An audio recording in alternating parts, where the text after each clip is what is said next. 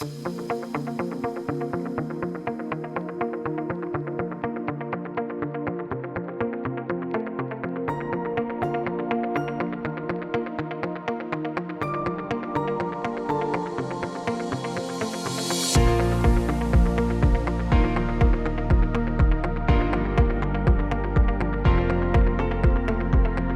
have a panel about the applications of zero-knowledge proofs. We talked a little bit yesterday about zero-knowledge proofs in our scalability panel with Lydia and Arian, but now we'll be doing a little bit deeper of a dive. To discuss this, we have Sam Parker and Matt Wyatt. Sam works in engineering solutions at Alio, and Matt is a GT alum and co-founder of Nucleo, who you may have seen a couple times throughout the conference. To moderate, we have Yuma, who is a CS student at Georgia Tech and full-stack developer. Please join me in welcoming them to the stage. Awesome. Hey everyone, I'm Yuma. Super excited to talk today about ZK applications, and I know we're pretty tight on time, so I'm just going to get right into it. If each of you guys could just sort of introduce yourselves and sort of what you do at your company. Hi, my name is Sam Parker. I work at a little project called Alio. Alio is basically building an L1 that's trying to steelman from top to bottom architecture of what an L1 should be in a world that we have the primitives of zero knowledge and how they apply to smart contracts. And I'm Matt Wyatt. We are with Nucleo, who is building private multisigs and building out some private infrastructure for organizations on Alio's new L1. Awesome. And before we get started with sort of the questions, if I could get sort of a raise of hands if you know conceptually, very high level, what ZKPs are or sort of what zero knowledge enables. Awesome. It's way more than I thought. Okay, awesome. Then I guess we can skip sort of the what zero knowledge proofs are and what snarks are. Maybe, I don't know, maybe we could just cover kind of like what snarks are. Sure. There are like a bunch of different proof systems out there, snarks, starks, sharks, zarks. I'm sure there's more that I haven't mentioned. The place that snarks kind of occupy in the trade-off space they are basically the smallest, they're the smallest and the most efficient to verify and where they sacrifice over something like Starks is the proving time is slightly higher, and they aren't post-quantum in the same way that at least certain constructions of Starks are. The reason why I think Snarks are kind of the most important to think about at internet scale is because on kind of the client side, they're the most efficient to kind of pass around at high and verify in high volume. So if we want ZK at kind of internet scale, snarks are the primitive that I think we're going to be reaching for. That's great. That's awesome. Yeah, and getting into sort of ZK applications, we hear often about, this app is going to be using zero knowledge, that app's going to be using zero knowledge, but, I'm really curious, when you think about zero knowledge applications, how do you decide if a problem is right for that application? Yeah, so coming from the private multisig angle and the kind of internet native organization angle, one obvious, very commonly cited use case for zero knowledge and zero knowledge proofs is to provide privacy around things like voting. So if you look at just the voting system today in the US, they try to keep it private so that there's no influences, because if you had to vote in front of someone, like let's say you were stuck in front of a room with a candidate and you had to vote in front of them, you may be a bit more biased to do something, and it's a little bit easier to influence the outcome of a vote if you can't provide that privacy. So that's just one commonly cited, but I'm sure Sam knows a lot more. I think at the highest level, when you want to reach for ZK is either if you want to be able to prove a very large amount of computation succinctly, and this is the reason why they've been used for things like rollups, because when you want to have a lot of people be able to verify a large amount of computation, it doesn't scale to have them have to re-execute all of the actual code themselves. It makes way more sense for them just be able to check like a very small, quick to verify proof. And the other time you want to reach for ZK is whenever you want to actually prove something about computation, do verifiable computation in a privacy-preserving model. So you can prove kind of abstract statements about the computation, or just plain information without revealing the actual information or computation.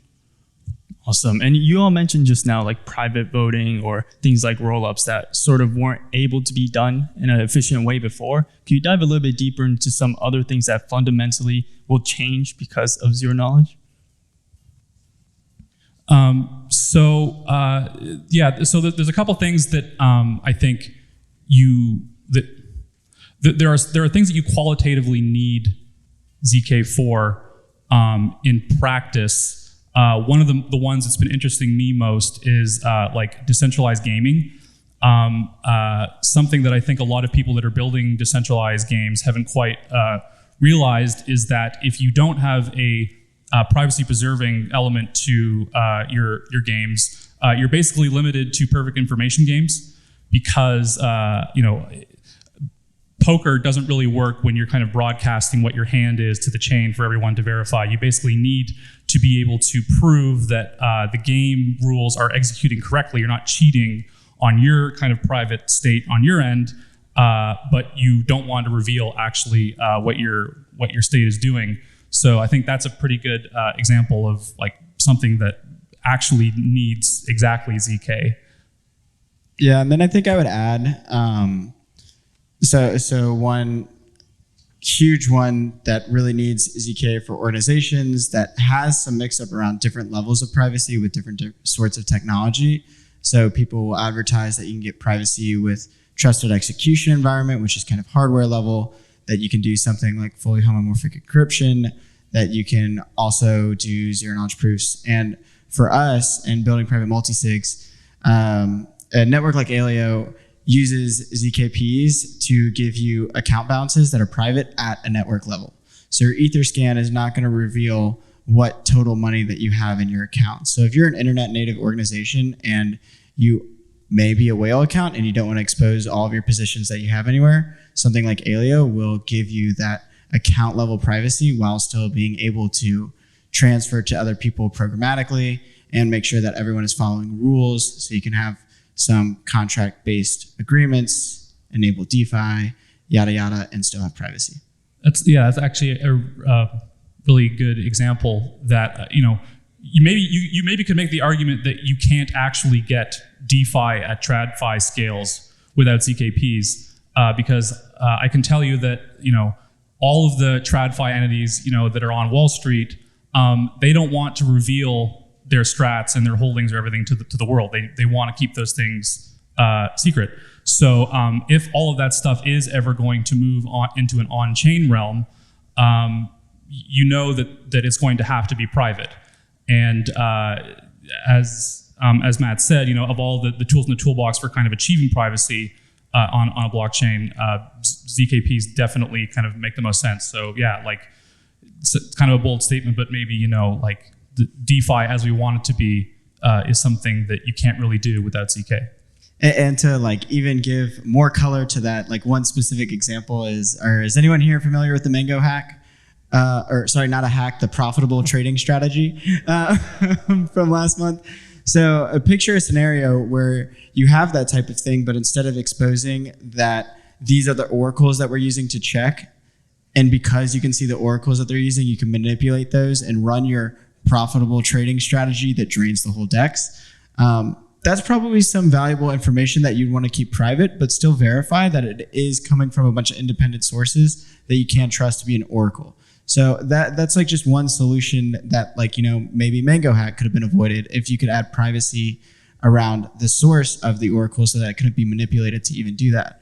Once you bring that into the realm, you start like seeing it and you're like, oh my God, yeah, it could help in so many ways.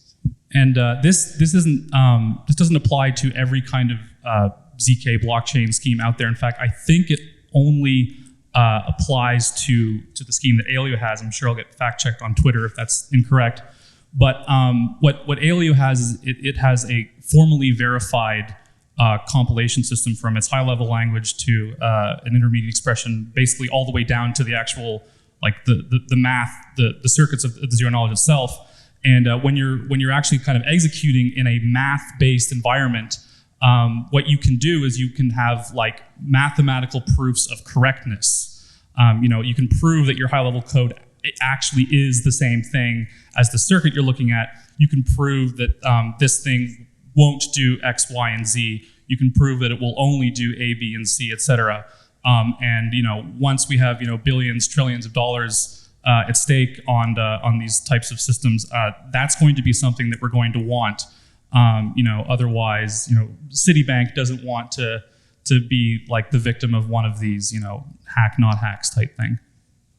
Awesome. And now taking a quick step back from specific applications, could you guys talk a little bit about sort of some innovations in the space and sort of the state of the art? I think the current state of the art is just based around getting like stronger, better, faster. And that there's the software and the hardware side of that. On the software side, it's coming up with like better and faster proof systems. I think we're kind of like hitting a point of diminishing returns on proof systems. I think now where it's coming to is more on like the optimization of the execution. On that, yes, there are also kind of software-based optimizations based on the hardware you're trying to run it on. But I think actually the most interesting place that there's a lot of innovation recently is in hardware acceleration.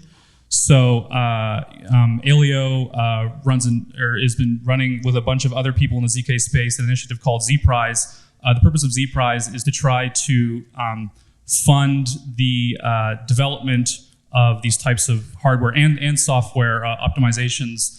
Basically, the end goal to this is to get like ZK ASICs. A lot of people don't know that the only reason we really have kind of end-to-end encryption at internet scale right now is because all the chip manufacturers started making hardware accelerators for these types of encryption schemes in the chips that are in all of our devices. And prior to that, it was actually kind of it was way too expensive to do the amount of encrypting that we do on a day-to-day basis. And so, we're kind of in a chicken and egg situation here right now, where no one is really developing prior to kind of in the last maybe like 3 years, we were in a chicken and egg situation where no one was really like developing the hardware for that because the ZK applications didn't really exist, and no one was really kind of building the ZK applications because the hardware wasn't efficient enough to do it. So just recently, with things like ZPrize and there's other initiatives that are running towards this, we're starting to see like people get really serious about hardware accelerated for zero knowledge, and I think that's the most exciting thing I've seen recently. And Sam, what's ZPrize? ZPrize is an initiative it's not just for hardware acceleration. It's also for kind of software optimization. Basically, it's kind of a collaborative effort between a bunch of people working in the ZK space, where they say, hey, we want this proof system optimized on this this iOS hardware, and we put out a prize for that, and we have a bunch of hackers come and see who can get the best version, and the winner gets a bunch of money. You can find it at zprize.io if you want. I don't think it's accepting competitors for this year round, but it's been incredibly successful. We've definitely had at least one prize that I'm aware of that have had improvements in the multiple orders of magnitude, which is crazy. We're really excited for next year's version of it. Yeah, if you guys want your mind blown, I would definitely go check out some of the ZPrize stuff and the different hardware level improvements and software around algorithmic improvements that you can get. But like kind of building off of that, especially us, like kind of at a weird in-between of like interacting with the system and building an application like to be able to interact with the system, it's been interesting to see that kind of diminishing returns in proving systems. And like there was the huge blow up in 2018 to 2020 of like Plonk, Halo 2, all of that stuff. And since then it seemed kind of like, all right, this systems of like, for us as like an application, how do you scan all of the UTXO records or notes in the system and efficiently load state to a user? How do you efficiently manipulate these things and then pass that on to the network? How do you scan the network for any new ones? It's kind of into like system building that system is where like we kind of sit and see a lot of the optimizations, and it's super exciting. And God, there's so much left to do still. Yeah, that was great. And now that we sort of established what the state of the art is, I'm really curious if you guys could share sort of your skepticisms around ZK technology. Yeah, so there's a tendency for a lot of people, especially when they first learn what zero knowledge is, to think that it's like the final evolutionary product of cryptography, and that is not the case. There's so many things that you can't do with zero knowledge. Basically, ZKPs can only be used as a fill-in for any time you just want to prove a thing. Now, I think that is probably a good argument to be made that we're going to want to fill in all instances of I want to prove a thing with a zero knowledge proof system for all the benefits they have. But not everything in cryptography can be condensed to that kind of form. There are tons of things that we're only going to be able to do with fully homomorphic encryption. There's things we're only going to be able to do with MPCs or time lock encryption or witness encryption or all these other kind of wacky primitives that are still kind of young and new. So yeah, that's I think my main. So not really skepticism, but just like there is a tendency to kind of over represent the kinds of things you can do with zero knowledge. It's just a way to prove things in a fancy way. Yeah, and I think like a similar vein for me is similar to like everyone saying they were using AI between like 2016 and 2018, and like what they were doing was like regression.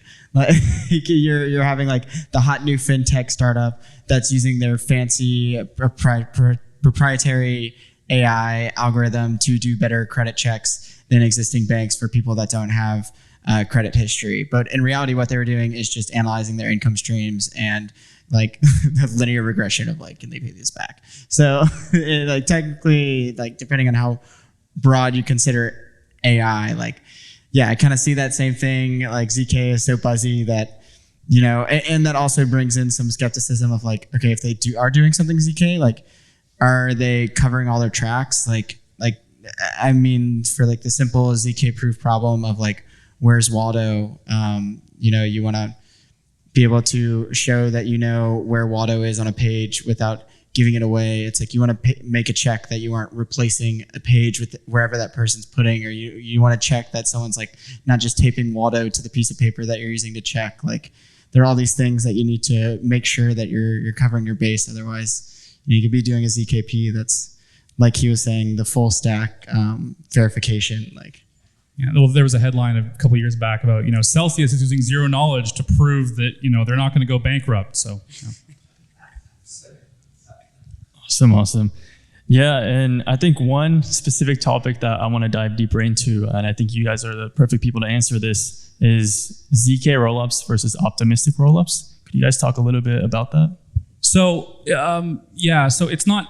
I would say it's more of a comparison between kind of validity proof type rollups or validity proof systems and optimistic systems, because we have optimistic rollups, but I think actually the best example of the optimistic scheme is actually just like something that looks like a lightning channel, right? Where you create a commitment on chain and then you just bounce back and forth in kind of an MPC setting, and then you just kind of settle out back on chain. I think that I'm actually kind of bearish on rollups, at least as they've kind of been, the current state of them right now.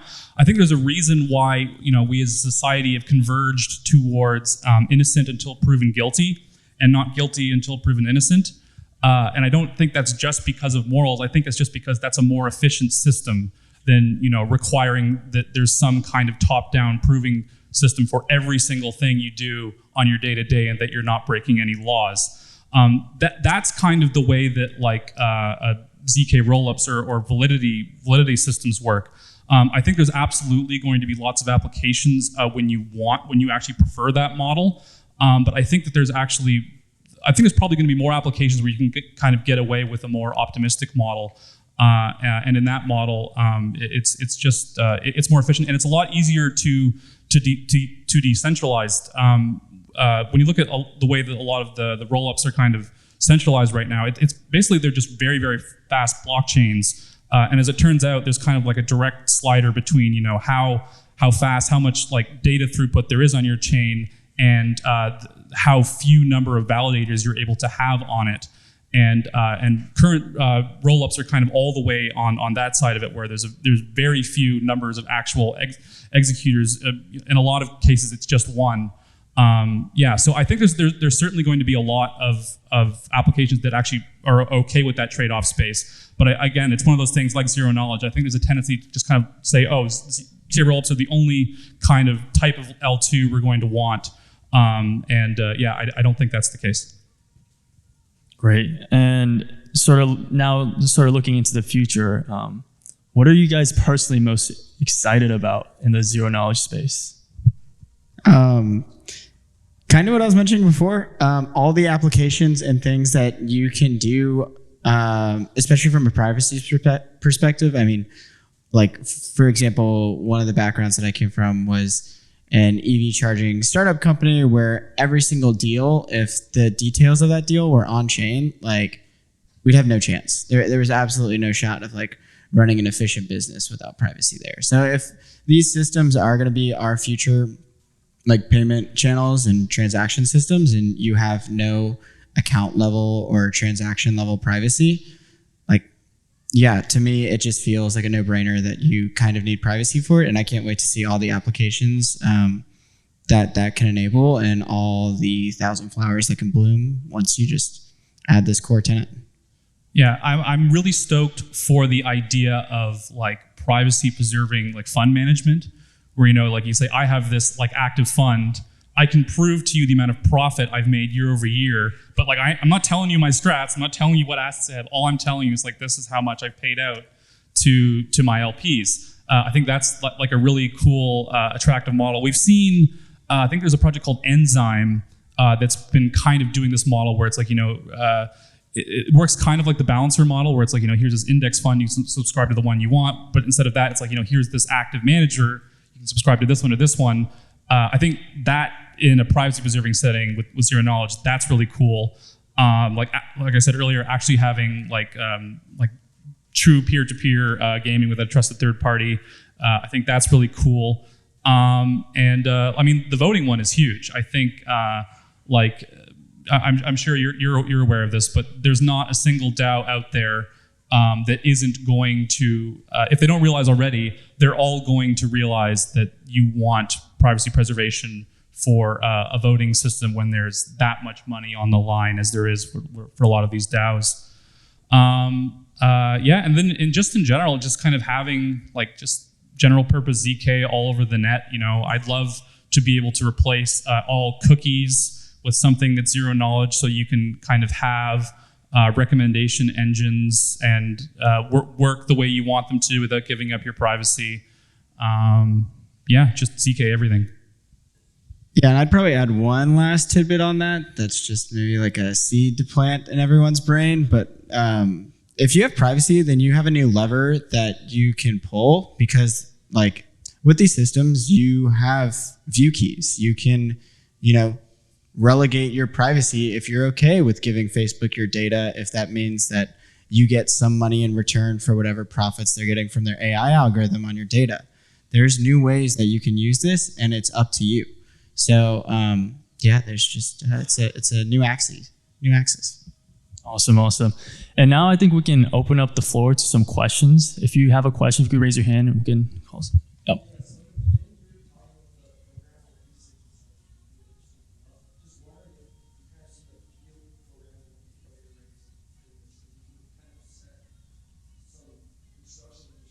Yep. Yeah. So the question was, I heard you mention like Snark ASICs. Do FPGAs exist in this world? The answer is yes. Right now, all of the FPGAs are basically all we got right now, because FPGAs are like the precursor to an ASIC, essentially. So yeah, we've had there were a lot of different prizes in Z Prize related to FPGAs, and we've had some really cool contestants in that field. And I don't know if any of the ones this year are going to kind of make it the next level to ASIC. It would be cool. But that's the first step, and we've been seeing a lot of that. Can you speak to some of the engineering trade-offs that come with ZKs? Yeah, so the question was, what are some of the engineering trade-offs when you're existing in a ZK environment? So the first one is just like wrapping your head around how to compile code into polynomials.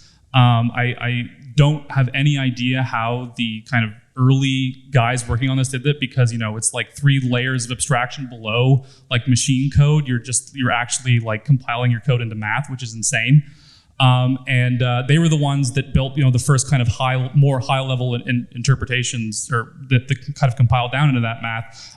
Leo is the one that Aleo uses. It's TypeScript type semantics that kind of compiles down a couple different levels into the actual math. So there is still, if you really want to kind of like, in the same way that if you want to squeeze every juice out of your computer, you kind of want to use lower level languages and go bare to the metal. That's still going to be a thing where the high level language is for people that just kind of want to code fast. So from the engineering perspective, if you really want to make your stuff as efficient as possible, you actually are probably going to have to learn at a little lower level, like how these mathy proof systems actually work. So that's kind of one challenge, but that's only if you want to like eke everything out of your system. The other challenge is that while these proofs are very small and quick to verify, the proof construction is very computationally expensive. This is the whole reason why we're trying to get ramp up the development of acceleration for the software and hardware. It's all to do with making those the proof construction part of that faster. So currently, that's the other trade-off right now, is that there's a lot of systems that you probably wouldn't be able to, or you wouldn't want to be able to generate the proofs like on your phone, for example. So those are the current states of the trade-offs. Yeah, that was the one tidbit I was going to add is when you have to locally create the proof using kind of your key and things like mobile, if your proof creation is so computationally expensive that you run out of memory on mobile, as well as having to load your entire UTXO note state there and index that, then you can run out of memory. So this is actually kind of a dirty little secret that I think, I believe, knock wood, that Aleo is the only one that allows you to do this, but we actually allow for privacy-preserving delegation of proof construction, which is crazy for exactly the same reason that you said, because there's a lot of stuff you wouldn't want to actually do on your phone. But it's still, someone has to do that very computationally expensive task, and that is a very valid trade-off right now. It absolutely could be a web service, yes. You could argue that that's what these people that are doing roll-ups are doing, right? Polygon or whatever, they have like these, it's like a mining farm, but it's filled with GPUs, and they're just kind of like creating these proofs. It's just a matter of kind of abstracting that to general purpose ZK work, yeah. Any more questions from the crowd? Everyone understands ZK perfectly. Yo.